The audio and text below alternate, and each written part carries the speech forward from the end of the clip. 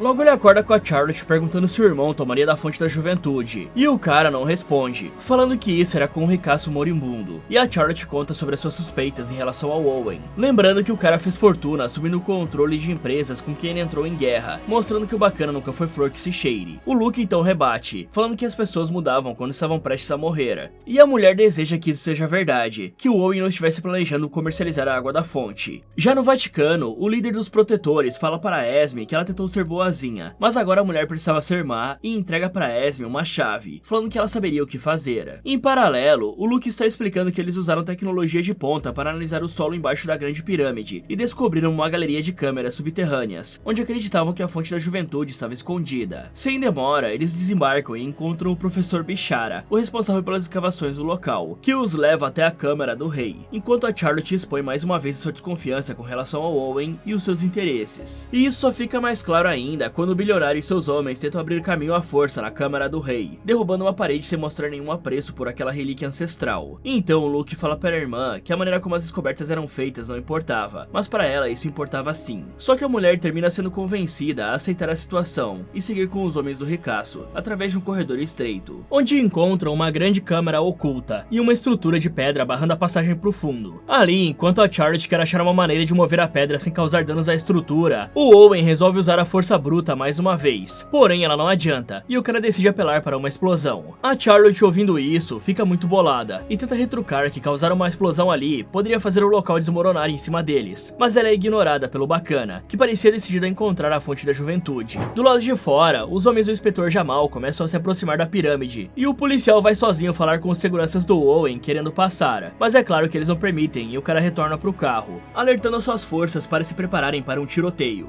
enquanto os protetores da Esme assistem a tudo de longe. Logo, um intenso tiroteio começa, e os seguranças dão muito prejuízo aos oficiais, usando lança-granadas e uma metralhadora. Vendo aquilo, o Murphy e a Debbie decidem por algum motivo ficar do lado dos policiais, e atacam os mercenários por trás, impedindo eles de continuarem usando a metralhadora. Depois eles fogem. No entanto, a Debbie é atingida na perna, e os dois caem no chão, sendo cercados pelos mercenários que estão prontos para finalizá-los. Só que a Esme surge nesse exato instante, dando uma pirueta e derrotando todos os mercenários, salvando a vida do Murphy e da Debbie enquanto corre para dentro da pirâmide. Lá ela é alcançada pelo inspetor Jamal, que fala sobre ter visto o que ela fez com os mercenários, perguntando se os dois estavam do mesmo lado, e a Esme responde que sim. Enquanto isso, o Thomas percebe algo parecido com uma bateria em um lado da câmara secreta, e começa a tocar, fazendo algo acontecer, e a escultura de pedra levita do chão, fazendo com que a Charlotte consiga empurrá-la, sem fazer o mínimo de esforço. Assim, uma espécie de elevador antigo aparece, e o Owen junto de um capanga embarcam nele com os irmãos e o Thomas, deixando os mercenários ali para protegerem a passagem. Logo, eles chegam até lá embaixo, e se veem em um corredor com uma porta barrando o seu caminho, e a Charlotte percebe o desenho da árvore da vida na tal porta junto com uma abertura, concluindo que deveria ter algo ali que simbolizava a semente da árvore, e deveria ser colocada dentro da abertura. Sem demora, a moça encontra uma esfera ali por perto, e coloca ela na porta, fazendo a abertura se abrir e revelar um espaço aberto com uma profundidade imensa, impossível de descer sem equipamentos. É nessa hora que o Luke olha ao redor, e percebe uma geringonça que ao ser acionada, faz surgir escadas na parede, e abre uma abertura no teto. Então os 5 descem por ali, vendo que havia diversas portas no caminho de descida, e no fim da escada, havia uma outra escada, que ao descer revelava a mítica fonte da juventude. Só que ela parecia mais a poça da juventude, pois a quantidade de água era muito pequena, e o Owen vê isso, falando que a quantidade teria que servir. É nessa hora que descobrimos que o Owen não estava doente coisa nenhuma, ele apenas queria encontrar a fonte da juventude para torná-la um produto lucrativo, e aponta uma arma pro Luke, mandando ele testar a fonte e tomar as suas águas, atirando no braço do cara para mostrar que não estava de brincadeira. Em paralelo, o inspetor Jamal e a Esme se mostram uma grande dupla, ao chegarem na câmara secreta e deitarem todos os mercenários. Depois eles usam duas cordas para descerem pelo buraco do elevador. E de volta ao Luke, assim que ele toca na água da fonte, o lugar começa a se encher de um líquido cristalino. E quando uma gota do seu sangue entra em contato com a água, o Luke é envolvido por ela e levantado no ar. Desse jeito, o líquido da fonte forma um redemoinho e chega até as suas mãos, pronta para ser bebida. E o Luke fica encantado pela sua beleza, quase tomando um pouco. Mas antes que faça isso, ele vê novamente a irmã e os sobrinhos envelhecidos, pois beber daquela água tiraria dele o que o cara mais ama. Por isso, o Luke não toma bebida, e como se fosse um prêmio, a fonte cura o seu braço ferido, deixando maravilhados todos os presentes. E o Owen resolve atirar mais algumas vezes, querendo saber se a fonte poderia curar todos aqueles ferimentos também, e ela cura. Então chega a vez do Owen experimentar a sensação, e ele corta sua própria mão para o seu sangue entrar em contato com a água, e logo acontece com ele a mesma coisa que aconteceu com o Luke. Mas o ricaço vê a si mesmo, pois o cara não amava ninguém além de si próprio, por isso ele toma água. Simultaneamente, a Esme e o inspetor Jamal chegam nas escadas com várias portas em sua extensão, e assistem a cena. Por isso a Esme se apressa em parar aquilo, pois o líder dos protetores diz que a fonte tirava o que você mais amava, porém se você quem mais amasse fosse a si mesmo, a pessoa teria um poder inimaginável, e ela não poderia permitir que alguém como Owen tivesse isso. Assim a protetora entra em uma das portas e coloca a chave em um dispositivo que faz a pirâmide inteira se lacrar. Dessa forma todos começam a correr pra fora, menos o Owen, que ele estava ligado à fonte, e fica preso ali. Logo as escadas no paredão começam a se recolher, e o capanga do Owen cai de lá de cima, enquanto a Esme ajuda o Luke, correndo dali antes que a saída se lacre. Aí quando eles estão a salvo, a protetora fala pro Luke que é muito difícil alguém provar o poder da fonte e não beber da sua água, e ele fica se sentindo o cara extraordinário, mas a Esme não tem paciência pra isso, e deixa ele falando sozinho. Do lado de fora, a Charlotte fala pro Jamal que ele encontrou as pinturas roubadas, e sugere colocar toda a culpa no Owen, e ele aceita, pois assim teriam menos trabalho pra fazer. Já a Esme se despede do Luke com um beijo na bochecha, deixando no ar que eles ainda se veriam, e depois o cara se vira para a irmã, admitindo que algumas coisas deveriam ser mantidas escondidas, e lamentando o fato dela ter sido demitida, mas a Charlotte deixa isso pra lá, sugerindo que eles partam para a próxima aventura. E encerramos com o Thomas falando que ele tinha uma ideia sobre isso. Fala galera, vocês beberiam da fonte da juventude? Me contem nos comentários. E se vocês quiserem ver outros vídeos como esse, é só clicar em um desses que está aparecendo na tela. Muito obrigado por assistir e até o próximo.